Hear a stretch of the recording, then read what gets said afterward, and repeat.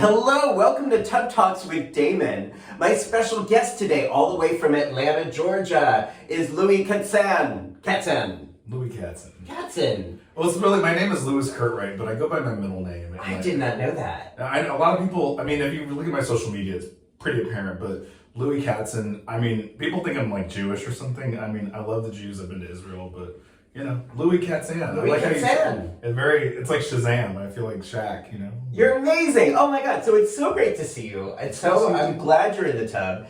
First and foremost, thank you as a Georgia voter. Thank you. We're broadcasting now. This is going to be airing in early 2023. And thanks to you and the wonderful voters of Georgia, I think we have a much brighter year ahead of us. So, you know, it's funny you say that. I will get into voting absentee in Georgia, which happened to me. Yeah. But it's what tonight, can I say the date?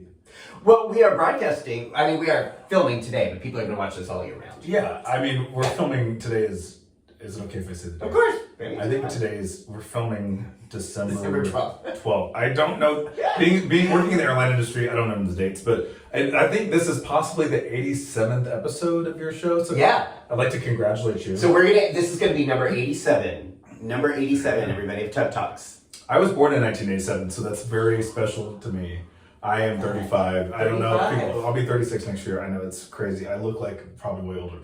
But no. So that brings me to my next question. Well, I wanted to talk about a couple things. We have some really great news we just had. Okay. Mariah Carey just hit number 1 again. Hey. You know, I know this is probably not a Posy award-winning topic. Actually, and I'd like to congratulate Damon. Just won a Paz award for his work, like today. Damon, I mean, you should be winning the Nobel Peace Prize. Peace spelled Piece, because he's a hot piece. So he should be winning. If there was a nomination for that, I would vote for you. But I don't know. I don't make the rules. So basically, Mariah Carey, we'll get into all this stuff, but she hit number 1 today, and she means a lot to me. She has 19 number 1 hits. 1 away from the Beatles. Yeah. And you were telling me that's significant today because she has... Well, she has, I think, a couple of records. I mean, every single record out there. Besides, Taylor Swift has a couple of records, but Mariah knocked off Taylor Swift at number 1 today. For all you that follow Billboard, I think Mariah has the only artist with 3 different singles hit number 1 for more than 9 weeks. Now she's about to hit 5 calendar years of number 1 with this Christmas song. Wow. Yeah, 2019, 2020, 21, 22, 23, which is right around the corner, which it will. And she's the only artist to hit number 1 4 times with the same song. Go Mariah Carey. And that same song is All I Want for Christmas. It's you. That's my song for you. It's emblematic of our friendship. But I will say, let me go to Georgia. I did vote, and I have to tell you something. So I voted in the general. I used to vote in Florida absentee, but I lived in Georgia, and I voted in Florida absentee from the 2010s to the end of the 2020s decade. But then for the 2021 runoff, which was the one that we won the Senate, we being the Democratic Party, I don't want to make this partisan, so I speak for myself. But I think Ossoff and Warnock won in 2021. Yeah. I voted in person for that runoff. I voted in person for the general in 2022. But I actually was in Florida for work for the 2022 runoff between Warnock and he who shall not be named, who was a complete tool of the GOP. I don't even want to go there, but it's just these views expressed are my views, and I don't want to cast this kind of partisan shadow on anybody, but we were bombarded by ads and a lot. Take a drink, please. Anyone at home, take a drink. It's really, really bizarre, but we passed in Georgia. A lot of laws were passed in 2021 by the Republican establishment that was in power, by the governor and the legislature, to limit the voting for the runoff. Yeah, voter suppression, right? Yeah. Well, so in 2020 we had a runoff, and it happened in January. So you could register to vote. You could you voted 9 weeks after. Now it was 4 weeks after. Right. And you couldn't register to vote. You couldn't register to vote. So if you wanted it, which make to me, I'm not even, for the sake of time, I'm not going to get into all how I feel. But I mean, some people don't even know the candidates in a runoff. And to me, voter registration is voter disenfranchisement. I feel like Oregon and some other places, they have a system where you actually have to opt out. Like you're automatically registered to vote, which is like kind of like almost like an antithetical way to do it. As opposed to registering to vote, like you should be automatic. So there are some states. I have a lot of thoughts, so I'm sorry if I'm going over the place. You're great. There are some states where you can register the same day as an election. Yeah. Georgia's not one of those states. Yeah. So you have to register like 3 weeks or something in advance. So some people don't even make up their minds till the day of the election. So to me, that's a disenfranchisement where, you have to have your mind made up that you're even going to vote in an election. Then we have a runoff. In 2021, Georgia went blue unexpectedly or surprisingly to people. And the Republican or the establishment people in power decided that was not good. And they decided to make all these voting restrictions. A lot of states did this, but basically the Georgia runoff this time had a lot tighter restrictions. So I was in Florida. I went to vote. I went to go register for a absentee ballot, and there was 10 steps, including I had to verify an ID. I had to print off a ballot. I had to do literally, it's like crawl over broken glass. It was like an obstacle course. It was just like all these steps. And I got a call. I voted. I got a ballot to my address, and then they called me and said that my ballot was being challenged, and I had to sign an affidavit. Yeah, I mean, what does that mean? I don't know. You asked me.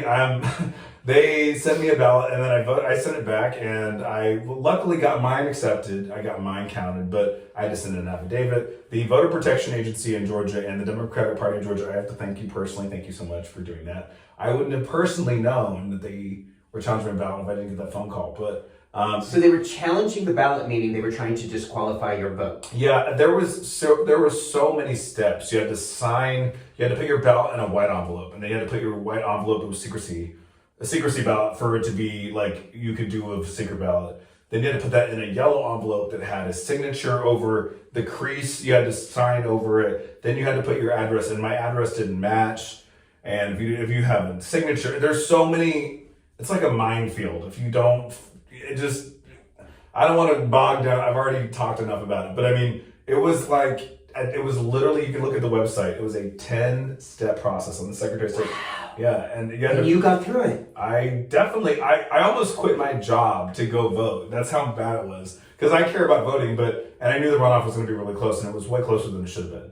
But it just is really insane. So that's what we're up against, and we still were able to win, but it was, I say we as me being a Democrat. Well, you made it happen. I mean, you fought that. It's just interesting. You fought the obstacle course. I would never vote absentee if I could help it, because I mean, it was that or not vote, and I was just really not happy with it. But anyway, onward and upward. Wow. We have, So thank you again. Even more thanks. Even more. We have a Democratic majority. We almost won the House too. This is actually the most successful midterm that we've had since 1934. Right. The Democrats have had. Yeah, the Democratic presidents had. Yeah. And I think I think those policies. This goes back to 2010 when Obama mentioned that he wanted an AIDS-free generation, and we put $750 million into R&D, and that's when PrEP was approved by the FDA in 2012, and that's what led to me meeting you. Yes. So So we're going to trace that, but I do want to ask you a question. Okay. That I ask all my guests. Oh gosh. And Lewie, the question I want to ask you is, what do you like most about your body? My body. I usually ask it earlier in the interview, but we got caught up in. I talk a lot. Do you not notice that? I know. I know you're a great guest. I don't like my voice. I'm not asking what you don't like. I want to know what you do like. I actually don't like a lot of things about my body. I'm not self-hating. I actually kind of in love with myself in some things. Yeah. But so tell me what you love about your body. Okay. I think there's two things I really do like. I have a pretty muscular, like a big chest. I don't. It's funny. I work out a lot, but I don't really work out my chest a lot. I can barely bench press like half my body weight, which is like any self-respecting gay man or person in general should be able to bench press their body weight. So I think that has always been. You're so funny, dude. I think I like my chest and my teeth. I think my teeth. I've had braces twice. and I've bleached them and done a bunch. So that probably would be my favorite. Because I mean, I'm a big tooth person, and you know they say the number one indicator of your health is your dental health. So, yeah. Wow. So your teeth. What do you like about your teeth? I like your teeth, but what do you like about your I teeth? need to bleach them again. I don't like to, I'm very vain on that. When I got hired at, a very prominent major U.S. airline, we were told like the first day, if you have any problems with your teeth, fix your teeth. Your teeth are essential to your face. So we were really insecure about, and especially when you work in flight like I do, and you work for an airline, you smile a lot. So. Yeah. So your teeth are important to your work. Yeah, I mean, if you're face of a company or a brand or anything, you want to. I mean, I don't think so highly of myself like that, but I mean, really, I definitely looked at myself different. I always had nice teeth, but I mean, even now I have permanent retainers behind my teeth, and I don't know. It's really like I don't really have a lot of things I love about my body. Yeah, I know. Being a gay guy. I know. It's It's kind of you hesitated when I asked you this question before the interview, which is why I asked. This is the only question I tell people. I'm really shocked. I think I might be full of myself, but I'm not really like full of my look. I think I give a good look on a good day, but it's not my. Is this a good day? Yeah, is it a good day? I have such a wound from being a fat kid and being insecure. It's not even like, a boohoo story. I just think I would never do porn or OnlyFans or any of that stuff. It's not my style. I'm all about sex workers. I mean, make your bag and your coin, but... But you don't think you could if you chose to? There's probably some weirdo that would get off on some, chocolatey, like, pudge porn or something, but I don't think that would be my style. So tell me what that means to you to identify as a fat kid, quote unquote, and what that has meant to you. I've only had 2 boyfriends my whole life, and my first boyfriend was like the most beautiful man I've ever met. And he's never been fat in a day in his life. He knows who he is. He knows he's out there. I mean, I won't say his name, Robert, but I think, and he's like the most beautiful man I've ever met. And he was never overweight, and like being friends with him and being his boyfriend or ex-boyfriend, we're good friends now. And he's very successful. He has no bigger fan than me. Even my second boyfriend was very, very, very, good shape, and I think I just never been super comfortable in my body. I mean, I'm not super insecure so much, but like, even when I wasn't my hottest about 5 or 10 years ago, I mean, I'm good looking now, I'd say, but I mean, that's not to be cocky. I mean, yes. I'm not like stupid and like insecure, like body dysmorphic where I'm like, ugh. But I mean, like, I don't think I'm not like the hottest man. I mean, like, really, I'm like a 7 out of 10. I mean, nothing special. But, well, so let's be objective for a moment.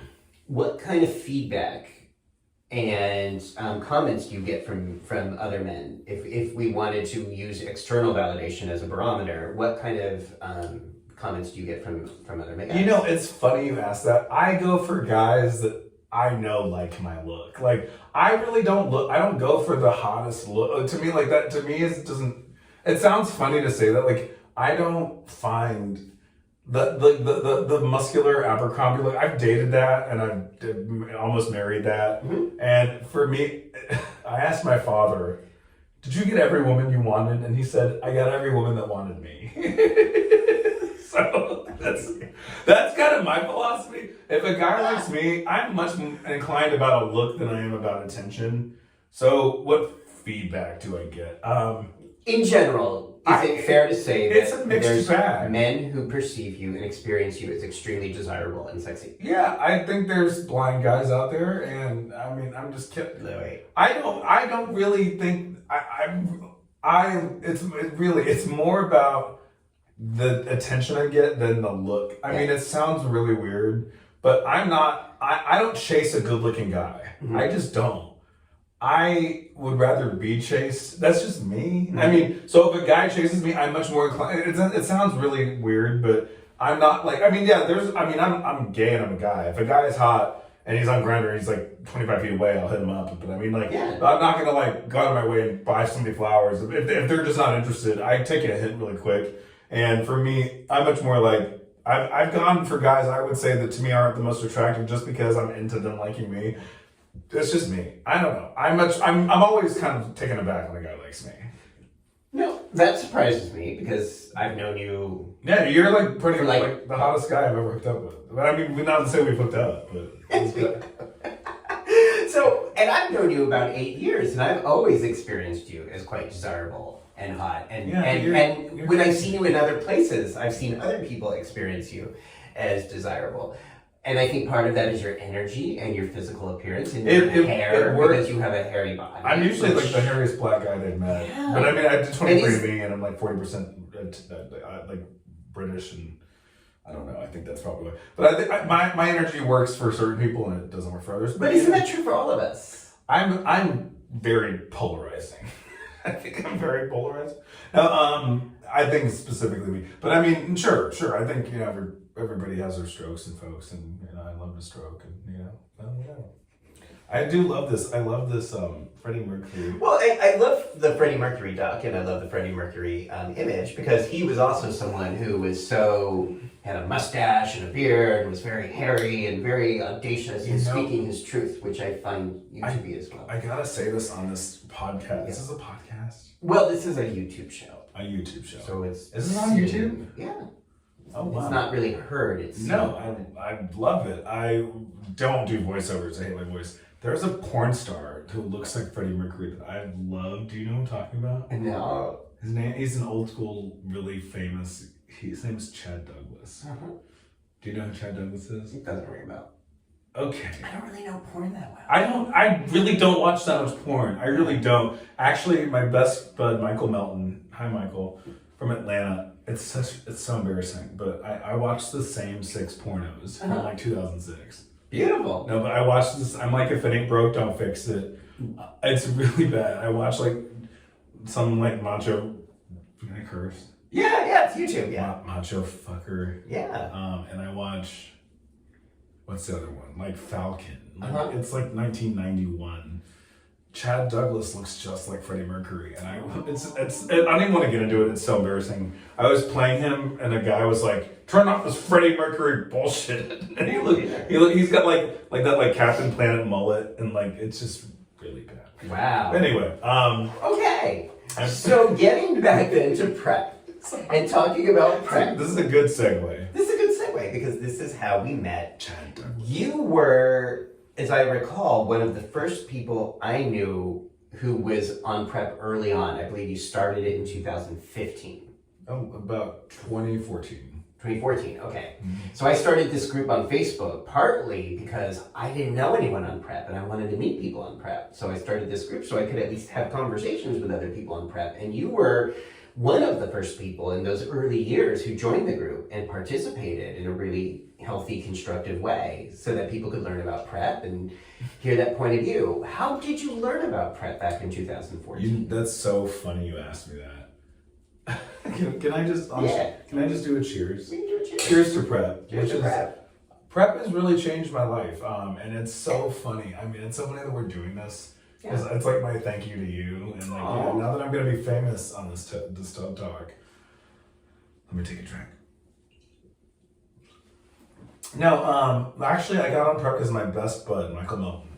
Michael Melton, I should not name drop him so much, but he's like the best person I know. Well, is he okay with you? Yeah, I hope he is. I mean, he's gonna go viral like me. I mean, he's like the most famous person in Atlanta. Everybody knows who he is. Okay.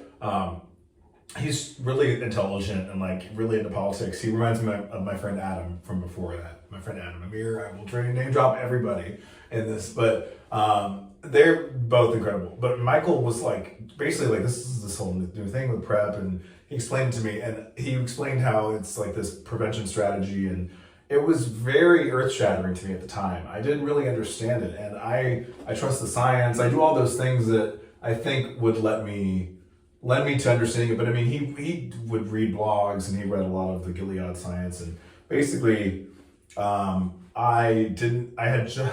I had a really great job working in an airline, and I basically lost my health insurance from a really catastrophic series of months. But, and that's one of the reasons I'm here today to talk to you about PrEP, because I've had every single source of PrEP. I've had it on Medicaid, I've had it on health insurance, I've had it on patient assistance. And I basically was like when it was new, and Michael got me. He got me to really understand it. I went to a patient assistance kind of like they had some sort of at 8 Atlanta. It was kind of designed for Black men in Atlanta in the South and a lot of underrepresented people. And I got on patient assistance. They paid for the entire thing. I sent in some paperwork with my demographic information, my just I had to take an HIV test. I had to do a couple of things. But it was incredible because I didn't even know. I think I'm pretty educated. I have a master's. I got a master's at University of Florida when I was 22 in 2010. And I still needed a lot of shepherding through that kind of program, or that process, I should say. But it was really great. Like I said, 8 Atlanta sponsored an event. We filled out the paperwork, we sent it in, and then within like 2 weeks, I was getting PrEP sent to my apartment. Yeah. It was easier than even getting condoms at 8 Atlanta because I don't... So say that again. So this process of getting PrEP delivered to your door turned out to be easier than getting condoms. Yeah, I didn't have a car. I didn't have health insurance. I didn't even have... It was literally free. I say free, not in the sense of handouts. What people say, but for me... But there were programs designed to help. Yeah, I didn't think it was for me, and I didn't understand. They provided dinner at this event, and they were really just... It was really a nice... It was like Gilead representative. He was Black, and it was mostly Black guys there. And I felt representation matters, and it also was just a really cool moment because I tried to find excuses. I didn't have a car. I didn't have health insurance. I didn't even want the pharmacy. I didn't know what to do, and they have their own pharmacy in the system. It's like a Gilead. I think this was 10 years ago, so I think that the program's probably adjusted or some sort, but I do know that they have some sort of a program. Then I had private health insurance again. My doctor prescribed it to me. I have a gay doctor in Atlanta, and I personally prefer gay doctors. That's just my thing. They know a lot of my own personal kind of affectations and needs. But then I had Medicaid when I enacted insurance again, and it was just even as whatever I had going on at the time, I was able to find. I had to do a little bit of the onus is on the patient, but if you're there, like I said, patient assistance was the bridge that kind of got me into PrEP, where it was a normal thing because just having even delivered, to my door was probably the thing that made it such a normal thing.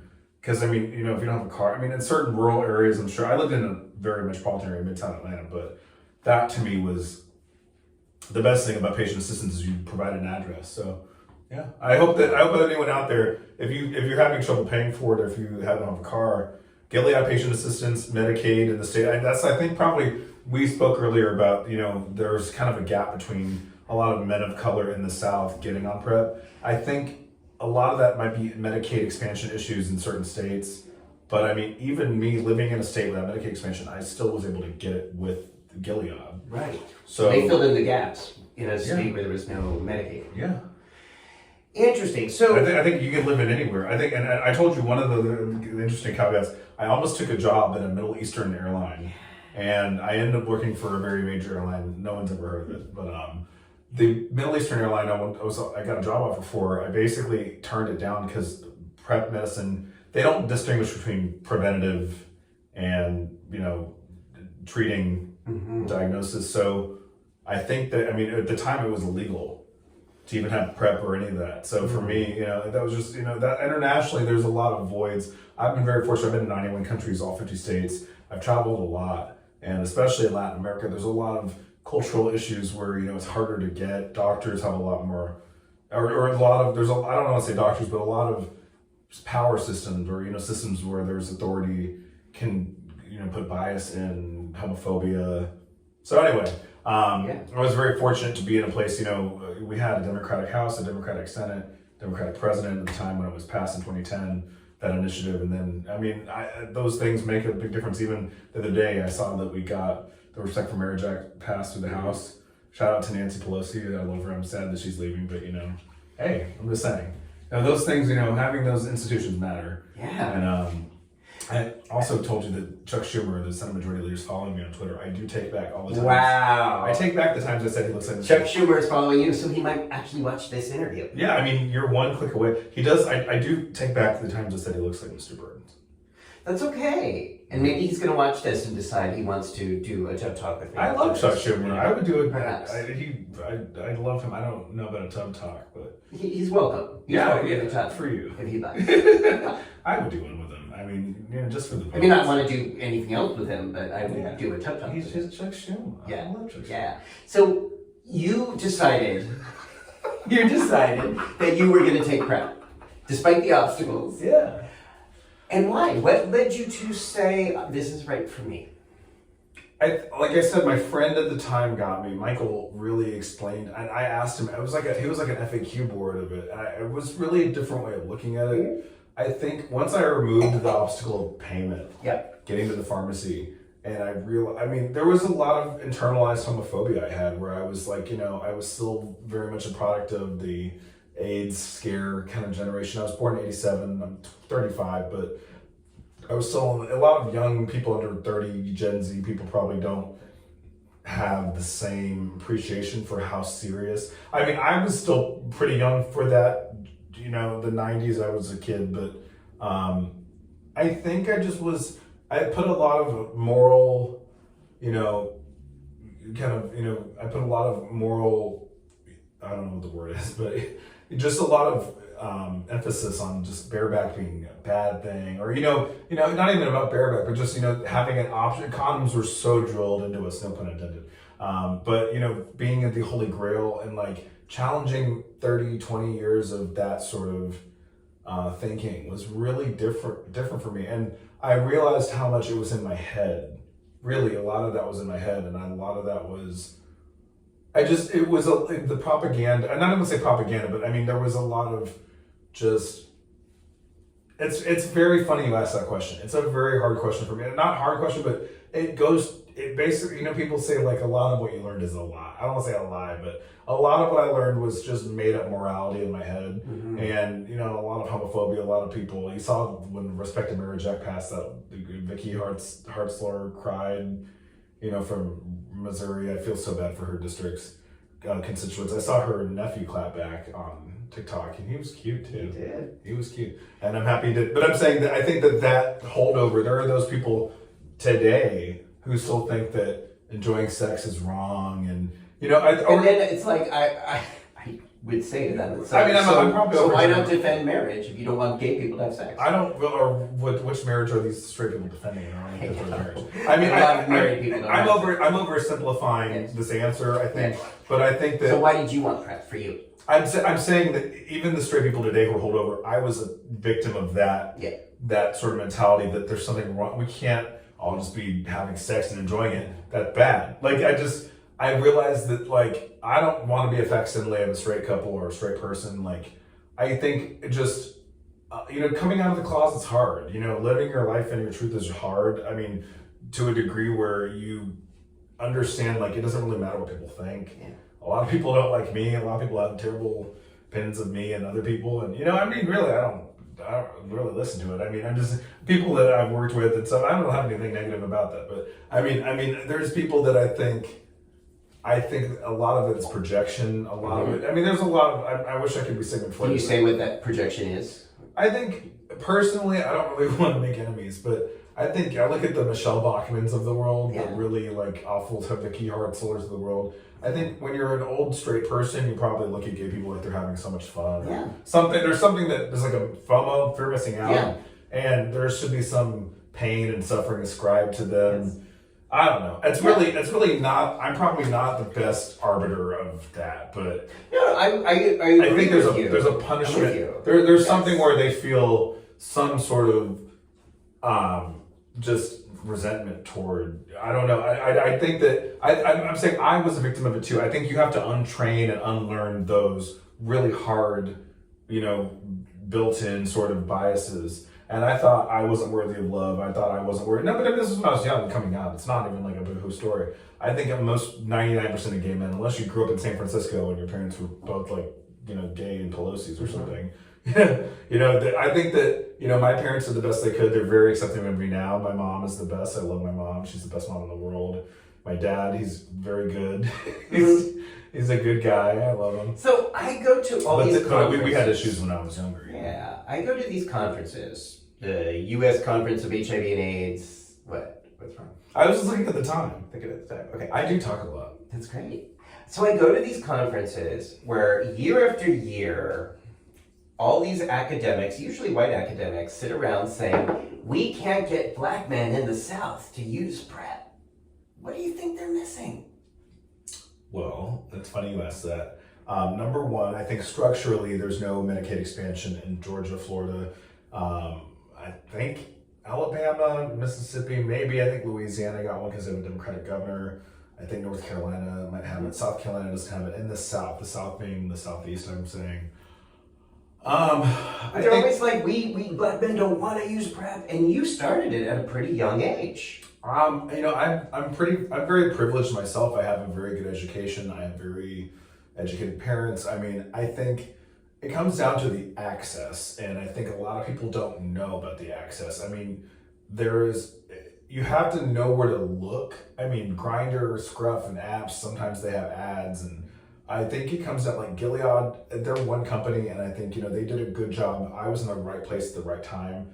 I think it comes down to like really promoting the patient assistance programs without Medicaid expansion. Just, if you don't have health insurance, if you're distrusting of the health insurance industry or the healthcare industry, you're gonna have a very hard time benefiting from programs that are kind of esoteric. And I think, I don't know if it's just dating white guys or what helps certain guys. I don't know what it is. Marketing, sure. I would love to put a Band-Aid on that broken arm, but really, I didn't know. I went to a Gilead sponsored event that was an outreach for black men in 2014, and I was really lucky. I mean, I like to think of myself as a smart person and an educated person and a very aggressively go-getting person. But I got lucky. I had a friend who was white, who knew the system, and I don't want to make it just racial like that, but I mean, I don't know if a black male friend would have been as privy to that information because it might not have spoken to them. I don't know. At this point, the Affordable Care Act is the law. It was very new then. Even it not being Medicaid expansion in Georgia, which I think we still need to expand it in every state, I think that makes a big difference. But with that being not the solution that can happen in some states, I think that word of mouth, I mean, it's really, I wish I could give a more optimistic outlook on it, but I mean, I think it's getting to a place, even if you're positive, getting on treatment, just getting on some sort of treatment plan. I mean, if you're gay, you have to think about that. Well, I think there has to be some recognition. The patient has to have some. They have to have some recognition. I'm a sexual person. Mm-hmm. It is good that I'm a sexual person. Yeah, it is good that I like to fuck guys without condoms, and I'm going to take the steps. I gotta clutch my southern pearls when you say.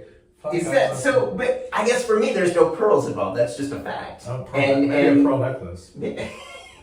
But it seems like you were able to say, yes, I want this prevention strategy. I deserve to have this, and I'm going to take whatever steps I need to get it. I think I'm an exception and not the rule in my situation, but I think that people... Can we learn from the exceptions? People knowing that I think people think, like I said, I don't have a car, I don't have the money, I don't have this, I don't have that. I mean, really, these people have been disenfranchised in voting, in med healthcare and education. And I'm saying it's not just black people. There's people that are Latin, Asian, even white people. It's really more about socioeconomic status than race. I think that I didn't know how easy it was. I showed up at the right dinner, and I hope my story can help people. I'm not ashamed. I've worked for an airline, and I've been around the world. I've gotten a good degree. I've been very fortunate, but I've had my ups and downs, and I think that knowing it's as simple as just Googling it, I mean, it sounds simple. There's a little responsibility on the patient. And like I said, if you just, you submit I couldn't believe literally within 3 days I got approved and it was mailed to my door. So I mean, like, unless you're homeless, and I mean, no offense, I mean, if you're in house, I'm not trying to even make light of that. If you have an address you can receive mail at, if you can put a friend's address down, even if you're homeless, I mean, in Washington where I lived briefly, you could literally be homeless and have health care, depending on where you are, but they've expanded Medicaid. That's an example of a system that works for the everyday person. I think you need to know where you live. All politics is local, obviously. Vote for candidates that prioritize healthcare, Medicaid expansion, HIV, related, initiatives. But if you're in a place where you're without all those options, contact Gilead, contact the pharmacies, ask pharmacists, ask people, empower yourself and advocate for yourself. I mean, I think that the system is broken in a sense, but I mean, that's not a it's not a reason to give up. It is. It is broken, and it's not a reason. That's not a reason to give up because I mean, I think the system's broken, but throwing your hands up and being like, well, there's no point in trying. You know, it causes HIV infection. It causes a lot of. Do people believe that? I'm saying you giving up and just saying, well, I'm just going to go bareback and I'm not going to research it and just hope it doesn't happen to me. I mean, I put a lot of emphasis in prevention for myself, and I was very fortunate, but I was lucky. So, but like I said, I was surprised how easy. I was waiting. I had more issues voting absentee this past election in Georgia than I did getting $1,600 HIV medicine for free. Wow. And you know, That's a pretty strong statement. I think voting should be easier than getting medicine. Personally, I think so. But I mean, I was very shocked to see how hard it was to vote in Georgia as a black guy who voted for Democrats. Versus getting like this incredible medicine that changed my life. And then that was when it became second nature to me to use it, when it was something that it showed up to my door, it was in discreet packaging. You know, I wish it were you that showed up, but you know, I take what I can get. I tried, you know? Yeah, you know where I live. I saw you in Atlanta once. Yeah, I was there during the midterms. You were busy. Yeah, knocking on those doors. Remember I saw you? I know. And that was when during the runoffs that we were allowed to go there, and we were allowed to give snacks and water and even cigarettes to people waiting in line. Well, you're a snack, and well, then now we're not allowed to do that. Talking about black men in the South, I bet you were giving out snacks. I don't know. We got the vote out. That's all I'm going to say. You got something out. Yeah. So. Got the whole out. Thank you for sharing these experiences, the voting, getting PrEP, because I think this is how we do expand this education and awareness is by telling our stories. I hope my story, if people are still watching, you know, I hope that they know that it can happen. And, you know, Mariah Carey has 19 number one hits. That's all I gotta know. And who knew? Well, you knew. I did. You know. Now, do you know who the artist is to have the most years in between number one hits in history? Who? Between the years between number one hits on the Billboard chart. On which chart? From the the main top 100 charts. There's one artist who went 25 years between number one hits. Only one. Do you know who that is? I will show you that it's Mariah Carey in the Billboard Hot 100, but I think you mean it's either Cher or the Beatles. Cher, yeah. Because Cher went between 1974 and 1999. Mariah Carey faggots know all the charts. And I do love Cher. She was the oldest woman until today to have a number one hit. Mariah Carey took the crown from her today. Today? Mariah's 52, and Cher was 51 in 1999 with Blue. Yeah, that's right. Oh my gosh. So Mariah Carey, thank you. I did not know that. I did not know. So Mariah Carey is now the oldest. The oldest. I think the oldest person. Madonna, her last number one hit was Music in 2000. She's got Madonna. The Billboard charts. The Billboard Hot 100 is an aggregated chart. Yeah. But I mean, I could give a dissertation on this.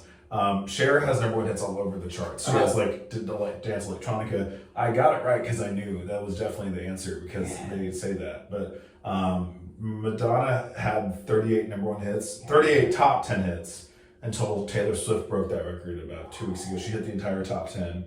And she's the only artist to replace herself at number one, the only female artist. Dang. Yeah, so I can continue on. Madonna is probably the oldest living person ever, just in general. But I don't know. I think Cher's still got a few years on her. Cher's like a vampire, though. Yeah. Madonna in 2000, she was born in 57, so she must have been 43. Yeah. But I mean, she has not a number one hit. I mean, Hung Up hit number 6, and 4 Minutes hit number 5. Wow. But Mariah Carey reigned supreme over Taylor Swift, Madonna, Cher. Shall we continue? Good to know. Yeah. So it's been over 3 years since I've seen you. I have not seen you since before COVID hit. Yeah. And as you mentioned, I saw you right when it was the beginning. Right at the beginning of it. And you mentioned being a flight attendant, and I'm just wondering for you, what, from your personal experience, what have the last 3 years been like to be a flight attendant at a time when there appears to be a lot of tension and abuse happening in the friendly skies? You know, I'm kind of kinky, so I kind of like it. But I've been in this. Has anyone yelled at you? Or been...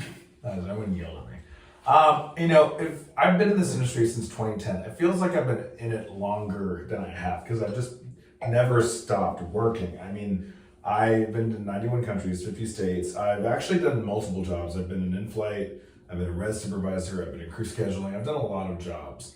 And I landed on in-flight. I speak Spanish and Portuguese. It's my bachelor's degree. I was a Spanish and Portuguese from the University of Florida. Then I got my master's next year. But I've been fortunate to it's for the love of the game, baby. You know, I mean, I love what I do. I'm based in New York again as of this month. I was based in New York in 2014 very briefly, then I went right back to Atlanta. So that's why you'll probably see more of me. Yeah. That's why we're doing this TED Talk. Tub Talk. Yeah, TED Talk is copyright. Tub Talk is dry with clothes on. Yes. Yeah, I need like a Madonna mic for that. But I said TED Talk. It's funny. TED Talk. How to do 5 TED Talks in 4 steps. I think the industry's changed a lot since I got hired. COVID's been a fairly big catalyst of change, but I mean, I think people see all these TMZ World Star videos of fights on airplanes. I've never really had issues. I've been yelled at. That's literally that's a non-event in my field, but that was always the case before. Yeah, I mean, any customer service job, you're gonna have that. But this job brought me to you. To see you. I know you went to Australia last time I saw you. Yes. Did you have a good time? I did. I loved Australia. I didn't love the commute, but it takes a minute, especially from New York. Yeah. I've been fortunate. I do what I love, and I've been really fortunate. Like I said, I started in 2010. It's been almost this is my 12th year, and I've had really great job opportunities. So I can't complain. Passengers pay my bill. They don't sit, we don't eat. So I think people are entitled. Sure, people are moody, but I think I try to put myself in their shoes and understand that might be the first time they're traveling. They might have saved up 5 or 10 years. Like for me, another day is getting on a plane. I mean, for them that might be their anniversary trip. That might be a trip, and I feel really honored to be the ambassador of a company that can take them somewhere they want to be. I've been I get yelled at, and I kind of just I just think about Mariah Carey lyrics. She has an interlude called Rainbow from the album Rainbow. She says, "I know there's a rainbow for me to follow to get beyond my sorrow. Thunder precedes the sunlight, so I'll be all right if I can find that rainbow's end." I just say that to myself, and I don't really care if people think that's stupid. That's really what gets me through the day.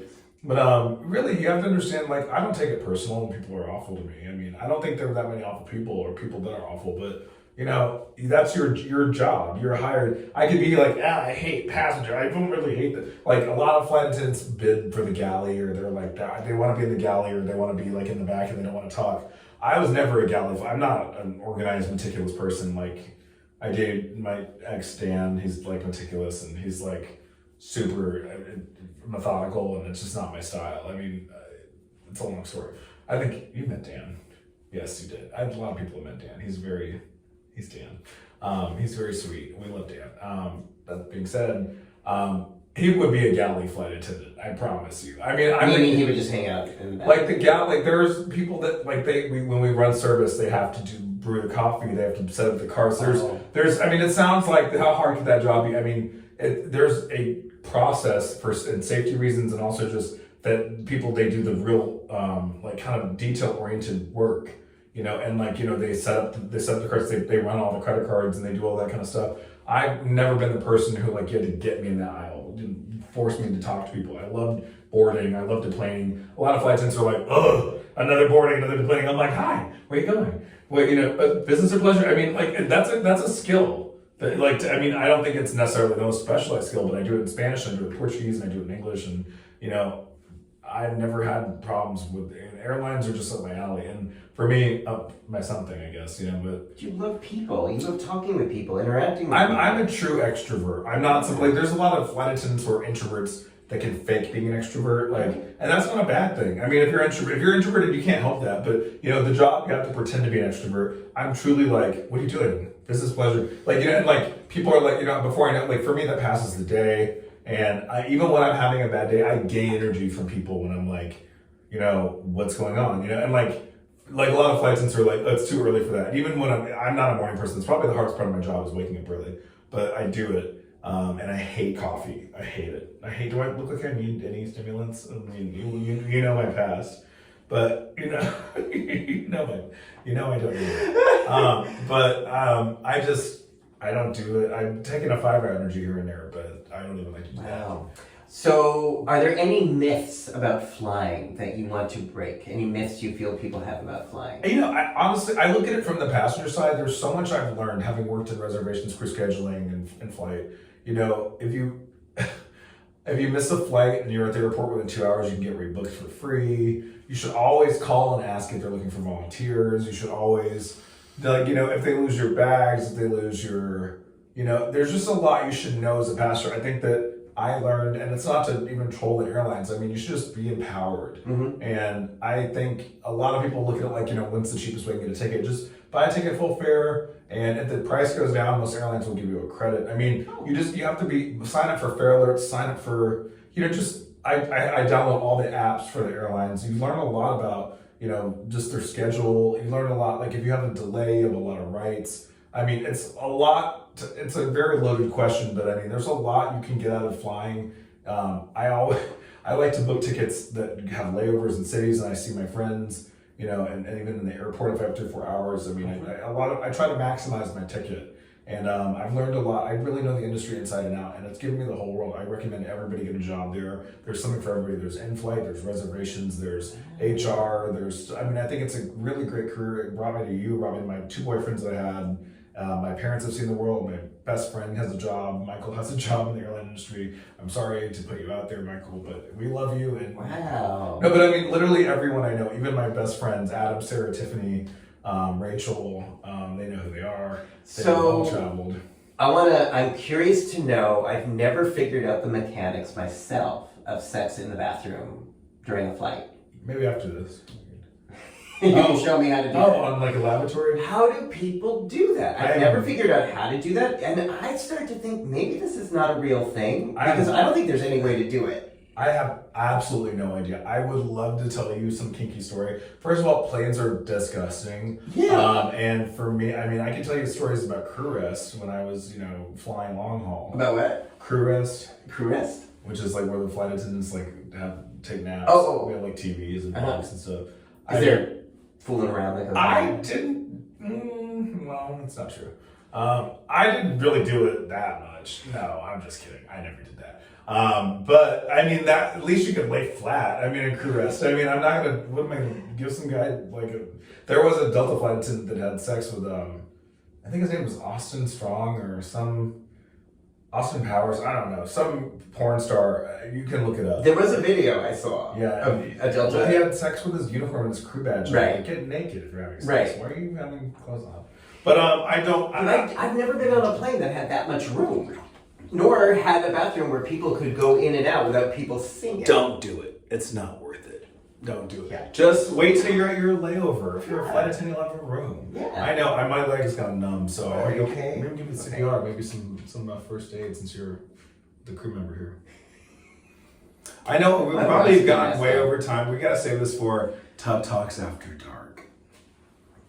But I promise you, get on PrEP. If you're not on PrEP, get tested. If you're positive, treatment is prevention. Listen to Mariah Carey. Fly jets of American carriers. We got you. There you go. That's pretty much all we need to know. Yeah. That's the facts of life. I'm sorry this went over time. We could do like a 2-part episode of this. You're great. All right. Is there anything I haven't asked you that you want to share with the world, share with this audience, share with the people who gave us a Pause Magazine award? Congratulations on your pause. Thank you. I will call it a pause. You can call it a Pause award. That's cool. Are you happy? I'm really delighted. You know, I gotta say, I'm surprised. I'm delighted. Yeah. 10 years ago, you started the PrEP Facts group, and that group changed my life. And I hope everyone out there gives it a look. If you were somehow on this and you don't know that, there's got to be like 25,000 people in there. About give or take, yeah. Yeah, I think a lot of people. I mean, this was a whole new way of thinking, and you've done a lot of. I think about changing the world. I've changed the world. I've trolled a lot of people.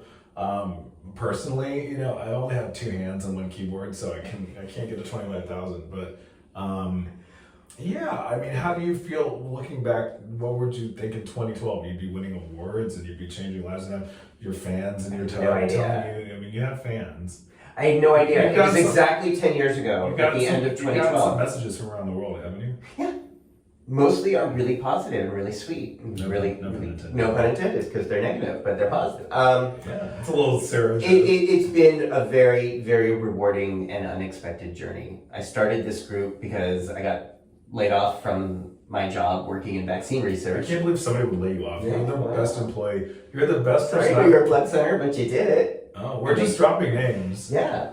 But that meant I had a lot of extra time on my hands, and I still wanted to be an active part of this community. And I felt limited as far as what I could say about PrEP when I was still an employee of the New York Blood Center. So once I was no longer an employee, literally within 24 hours of not being an employee of the New York Blood Center, I started the Facebook group so that anyone in the world could learn about this. And I could meet some amazing people that were also using it. And then you also met me too. And then you happened, and you know. All right, it's an amazing journey. All right, so if people want to follow you or see your work or follow your journeys, is there a way that they can? I've had a lot of guys follow me. Is there any way you want people to follow you on social media? Well, I'm actually at the limit on Facebook of friends. I don't know why they have a limit. I think it's really weird. Yeah. You can always look at me. My name is Lewie, Lewie, from Lewis, Lewis. I don't know why. I don't make the rules. But you know, I'm on Instagram and Twitter at Lewie the Sky Guy. Okay. L-I. We'll make those links will be below on YouTube. Click this something. Yeah. LEWIETHESKYGUY. Cool. And if you like this interview, please subscribe below. I don't think anybody watched until the end. Because I'm sorry, me too. I'm sorry. They do. And again, I think really the theme here is that if you want to be on PrEP, there is a way. Now, I've been saying that for 10 years, and there's some people who really don't like it when I say that. But there's always a way to get on PrEP. This was 10 years ago, and it was hard at the time, hard in my mind, but I think it's even easier now. Yeah. But I think patient assistance is the biggest thing people need to drive. Yeah. There's no reason it can be delivered. If you don't have a car, if you don't have money, you just need to be able to be inquisitive. And even getting tested in Atlanta, there was a place that would test you for free. I think it was called, it's not Atlanta. Atlanta will test you for free, but Empowerment Center, I forget the name. But there is, if anybody seriously direct messages me, emails me, tweets me, twats me, IGs me, Instagrams me, I don't know. I will personally help you, I promise you. Damon would too. I mean, Damon hit, I think I poked you or DM'd you because I thought you were hot, and now I'm in your tub, so. I'm glad you're here. All right, so shoot for the stars, kids. Thank you for being you. Thank you for being honest. Thank you for sharing You're these the experiences. first person who's ever said thank you for me. I mean it. You're amazing. Oh my God. 38 years, you're amazing.